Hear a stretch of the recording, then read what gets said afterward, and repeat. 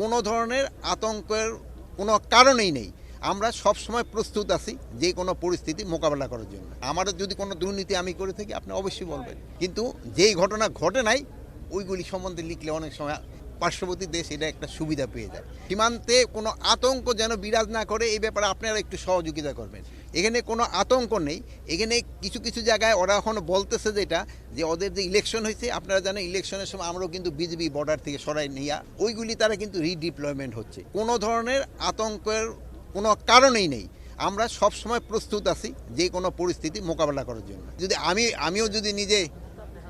আমিও যদি নিজে কোথাও ইনভলভ থাকি আপনারা জানাবেন। আমাদের যদি কোনো দুর্নীতি আমি করে থাকি আপনি অবশ্যই বলবেন, কিন্তু যেই ঘটনা ঘটে নাই ওইগুলি সম্বন্ধে লিখলে অনেক সময় আমরা বিব্রতকর হই এবং অন্যান্য পার্শ্ববর্তী দেশ এটা একটা সুবিধা পেয়ে যায়। এই জন্য আপনারা সত্যি ঘটনাগুলি বলবেন। একটা একটা করে করেন একজনে।